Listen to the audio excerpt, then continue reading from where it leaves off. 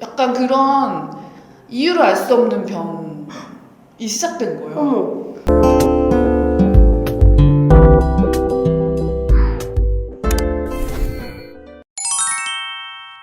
안녕하세요, 캡틴 나나입니다. 오늘은 경력 단절을 단절하는 사람들 코너에 세 번째 게스트를 모였는데요. 네, 이분은 제가 정말 좋아하는 분을 모셨어요. 우선 간단하게 자기소개 및 인사 좀 부탁드릴게요. 안녕하세요. 저는 한지인이라고 하고 브랜딩 디자이너로 일을 시작해서 지금은 기획자까지 일을 하고 있고요. 책을 2권 썼고 캡틴 나나님과는 뭐라고 해야 돼? 온라인 셀러 공부하는 곳에서 만났습니다. 아, 예, 반갑습니다. 지금 얘기를 해주신 게 이제 디자인부터 해서 브랜드 기획자라고 했는데, 사실 제가 지인님이 쓰신 책을 다 읽었어요. 거기에서 이야기를 하신 게 브랜드 개발자라고 이야기를 해주셨거든요. 그랬죠. 그러면은 저희 이제 브랜드 개발자가 하는 일이 정확히 뭔지 모르시는 분들도 많이 계실 것 같아요. 정확히 어떤 일 하시는지. 사실 그 말은 제가 좀 멋있어 보이려고 만든 말이긴 한데 네이밍 하신 거예요? 좋은데?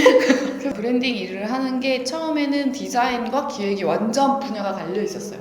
그럴 것 같아요. 네, 사실은 디자인을 하다 보면 브랜딩이라는 게 브랜드 만드시는 분이랑 밀착돼서 네. 이 브랜드의 미래와 운명에 대해서 고민을 같이 하는 거거든요. 네. 그러면 전략을 안 할 수가 없고 기획을 안 할 수가 없고 아무리 음. 디자인을 하더라도 그 내용을 알고 해야 되니까 제 커리어가 그래서 그걸 좀 진지하게 하다 보니까 기획자까지 일을 하게 된 거거든요. 그래서 디자이너라고 할 수도 없고 기획자라고 할 수도 없고, 왜냐면 그 2개는 딱 명확하게 이미 지금 입지가 만들어진 직업이라서 2개를 좀 포함하는 말을 만들고 싶다. 그래서 브랜드를 개발하는 일을 하고 있지 않나? 라는 생각이 들어요. 저는 그 지님의 책을 읽고 그런 걸 보면서 그때 알았거든요. 근데 그게 진짜 맞는 것 같은 게, 이게 디자인이라는 걸 잘하기 위해서는 그 브랜드를 더 정확히 이해를 해야 되는데, 그러다 보면 당연히 자연스럽게 기획에도 녹아져야지 네, 더 좋은 결과가 나오는 게 맞는 것 같아요. 저도 많은 걸 배웠거든요. 그러면 지인님이 일궈낸 일들이 지금까지 굉장히 제가 많은 것으로 알고 있거든요. 그래서 저희 이 코너의 이름이 경력 단절을 단절하는 사람들의 이야기인 만큼 지인님의 삶 그리고 커리어에 그동안 어떤 단절이 있었는지 그 이야기가 좀 궁금합니다. 단절에 네. 대해서 저는 단절이 굉장히 많아요. 왜냐면 많을 정도였어요? 뚝뚝 끊어져 있고 20대 때 이제 디자인 일을 계속 했고 첫 번째 직장을 갔는데, 첫 직장에 여러분들이 제 성격을 딱 약간 유추를 하실 수 있겠지만 되게 이의 인생을 살았었어요. 맞아요, 그런 것 같아요. 지금 좀 가라앉은 거예요. 아, 20대는 진짜 초 FP 같은 인간이었고 지금 바뀌었거든요. 조금. 근데 회사에 갔는데 너무 그 시대에 너무 안 맞는 캐릭터인 거예요. 그래서 미움을 산 거야, 누군가에게. 너무 밝으니까. 네. 혼나면 애가 짜져 있었는데 약간 막 그럼 열심히 하겠습니다 막 이런 캐릭터를 너무 하니까 너무 짜증이 나서 쫓겨났어요 그때.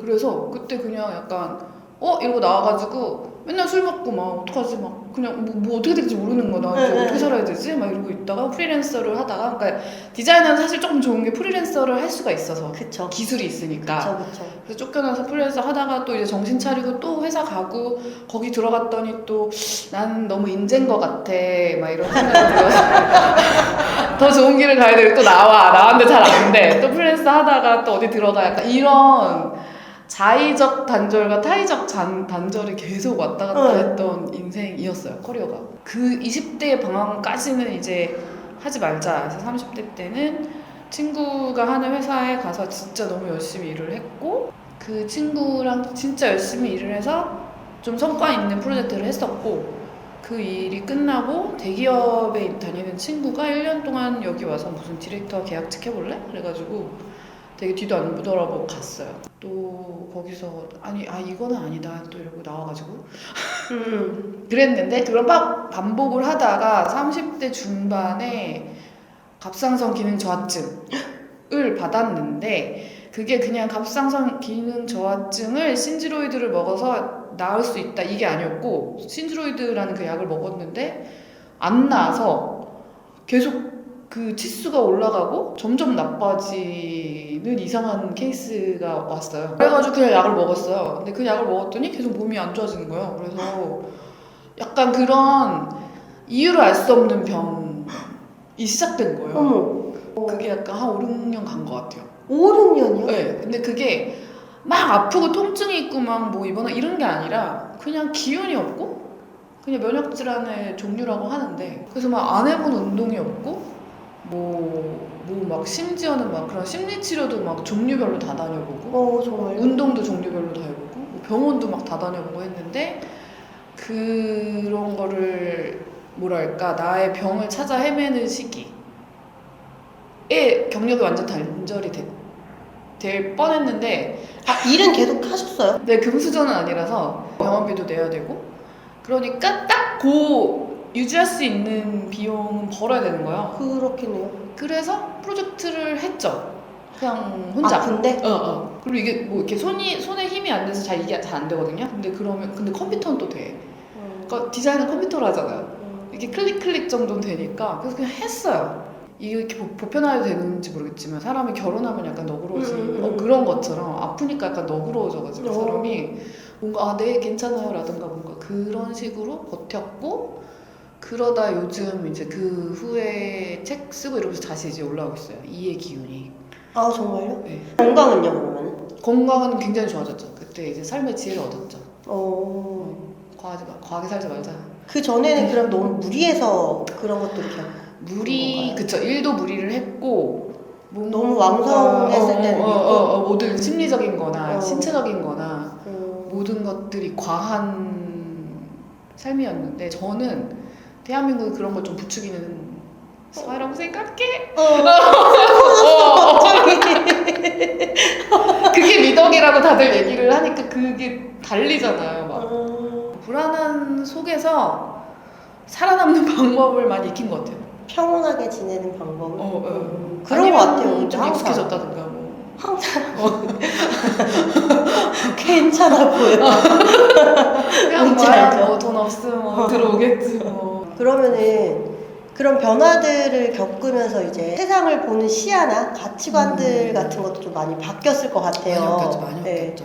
그래서 지금 시점에서 혈기왕성했을 때 말고 지금 시점에서 지인님이 생각하는 브랜딩이란 뭘까요? 이게 너무 광범위한 질문일 수도 있겠는데 여러 가지가 이야기를 하자면 그 중에 오늘에 맞다고 생각하는 건 뭐냐 두 번째 책에서 적정 브랜딩을 하는 사람이다라는 또 말을 만들어가지고 혼자 다 네이밍한 거였구나.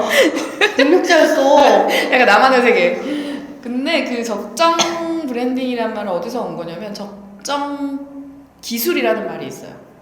그리고 그거는 뭐냐면 단절의 시기이지만 굉장히 또 그 열심히 사는 거에 대해 이렇게 세뇌가 된 사람이었기 때문에 그러니까 이게 기운이 없지만 뭘 할 수는 있기 때문에 뭐 책 읽고 뭐 세미나 다니고 이런 걸 다 다녔단 말이에요. 그러면서 약간 앞으로 어떤 시대가 올 것이다 막 이런 거에 막 포럼도 가고 이랬는데 그때 알게 된 슈마우 컬리지라는 학교가 있었고 그걸 책을 읽다가 알게 되었는데 약간 앞으로의 어떤 기후 위기와 자본주의 위기와 이런 것들을 타개할 수 있는 방법을 찾아 연구하는 사람들이 있는 학교다. 그래서 갔어요. 멋있잖아. 이걸 이때 아니면 언제 가겠어. 그런 것도 있고 저는 20대 때 유학 너무 가고 싶었는데 못 갔던 그 컴플렉스가 있어가지고 그래 내가 여태 모아놓은 돈으로 또 돈 쓰자 돈이나 쓰자 막 이러면서 그때 몇 살이었어요? 16, 17이었어. 그러면 37, 8. 와 그때 가는 게 되게 큰 용기였을 것 같은데요? 근데 그냥 일도 안 하고 띄엄띄엄 하고 있었고 대단하다. 뭐 자식 없고 이러니까 갔죠. 그 슈마우 컬리지라는 게 슈마워라는 사람 작은 것이 아름답다라는 책을 쓴 슈마워라는 사람의 정신을 받들어 오시는 학교고 그 슈마워라는 사람이 이렇게 열일을 했던 분야가 적정기술 분야라는 게 있는데 그게 뭐냐면 쉬운 예는 그런 거예요. 세탁기라는 게 사실은 세탁기라는 게 있고 손세탁이라는 역사가 있잖아요. 그러면 세탁기를 만들려면 그 기술도 필요하고 전기도 필요하고 뭐도 필요하고 회사도 필요하고 사실 손세탁을 할 수 있는 거잖아. 그냥 할 수 있는 거잖아. 물만 있으면 그런 거예요. 그냥 지금 이 주어진 환경에서 최선의 방식을 구사하면서 사는 것이 가장 좋은 삶이다라는 가장 최적화된 삶이다. 그냥 적정 브랜딩이라는 말을 가져온 거는 브랜드도 그렇고 사는 것도 그렇고 약간 특히 우리나라는 뭔가 더 많은 돈이 있으면 더 많이 행복해질 수 있을 거야 라는 게 그냥 약간 명제잖아요. 네. 근데 그래서 얼마? 이러면 그걸 생각해본 사람이 별로 없다는 거죠. 그쵸. 생각보다. 구체적으로. 생각보다. 그래? 뭐 그러면 너 얼마 있고 그걸로 뭐뭐 하면 행복할 거야? 그치. 그렇게까지는. 근데 생각보다 내가 막 엄청 고급 문화를 추구하는 게 아니잖아요. 우리가 그치. 뭐 맨날 막 고급 음식을 먹어야 되는 게 아니잖아. 그치. 맛도 없잖아. 그래서 그냥 친구들이랑 뭐 맛있는 음식을 뭐 한 달에 몇 번 먹을 수 있고 뭐 일하는데 불편함이 없고 건강하고 뭐 너무 꿀리지 않고 약간 그러면 되는 거잖아요. 집이 좀 약간 이슈긴 하지만 그랬을 때 그거를 많이 생각했던 것 같아요. 그래서 막 사람들을 만나고 뭐 이런저런 대화를 했을 때 어렸을 때 아팠던 애들이 그렇게 지혜롭더라고요. 막 너무 철들었어 애들이. 막 나보다 진짜? 열 몇 살 밑인데 하는 얘기가 막 약간 이런 거 있잖아요. 그래서 사람이 너무 건강하면 이렇게 우둔해지는 것인가? 근데 그럴 수도 있겠다. 그니까. 예, 그럴 수 있겠네. 기준이라는 게. 그래서 되게 자기한테 최적화된 삶을 살고 있는 거예요. 너무 똘똘하게. 그래서 브랜딩이란? 브랜딩이란 적당히 자기 걸 만드는. 그러니까 적당이라는 게 대충이라는 게 아니라.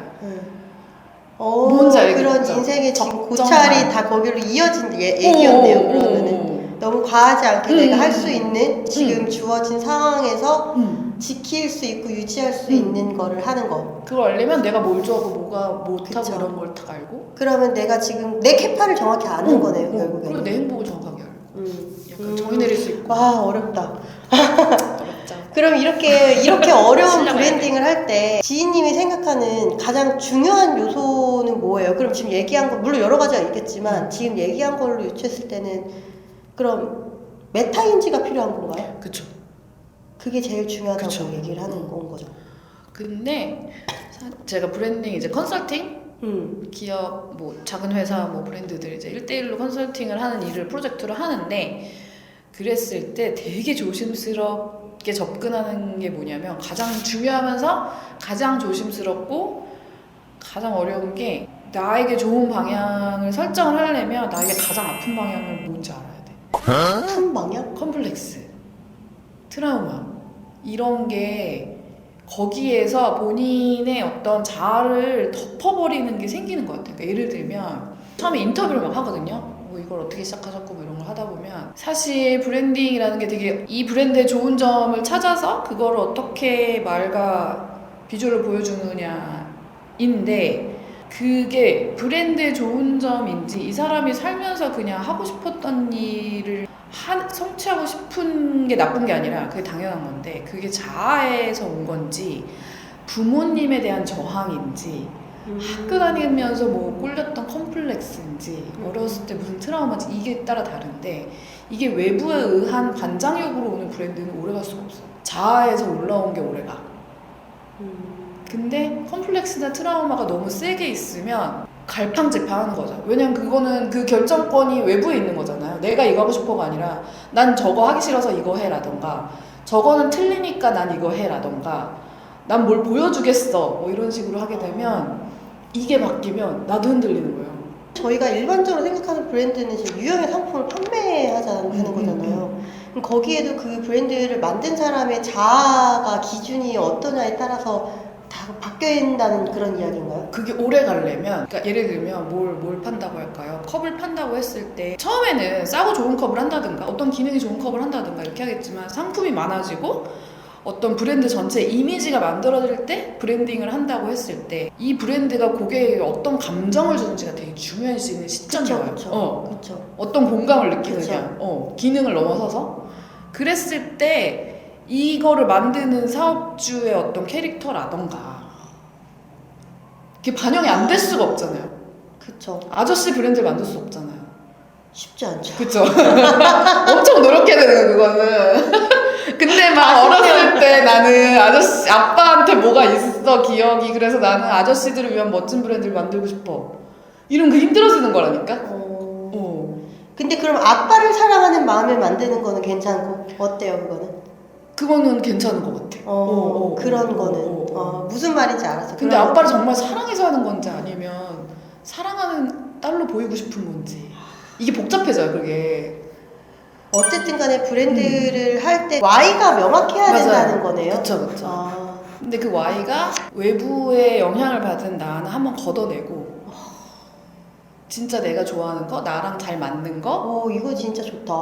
그걸 찾는 과정을 브랜딩할 때 하는데 제가 외부 사람이 뭐 친구도 아니고 그런 말 하기 시작하면 기분이 나쁠 수 있잖아요. 그치. 그래서 그걸 되게 조심스럽게 한단 말이에요. 아 진짜 좋아하시는 건 이거잖아요 라든가 그럼 어렸을 때 이거를 하고 싶었던 거잖아요 라든가 이렇게 계속 돌려서 얘기를 하지만 엄마한테 잘 보이려고 하는 일은 이게 엄마한테 일단 잘 보여야 이게 해결이 되는 거잖아요.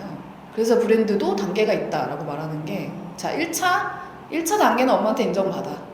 그럼 인정받았어. 그럼 그 다음은 우리 갈 길 가자 라던가 그런 단계도 있을 수 있고 근데 결과적으로 잘 되려면 자아에서 하고 싶은 거를 잘 찾아서 그래서 그게 브랜딩 할 땐 저는 관건이에요.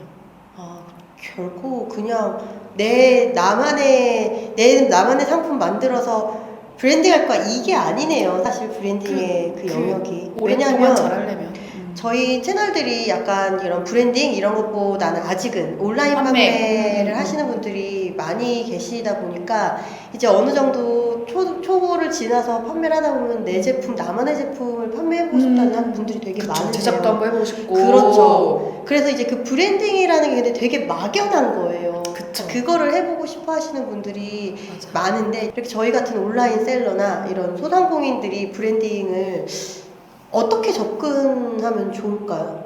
왜냐면 지금 이렇게 해준 얘기들은 브랜딩의 본질 그쵸. 같은 이야기인데 바로 적용하기를 판매만 하시던 분들한테는 조금 어려울 수도 있을 것 같아요. 근데 그게 아이템을 정할 때 팔다 보면 저희 아버지가 지금 농사 하신 지 3년이 됐는데 농사도 자기랑 맞는 작물이 있고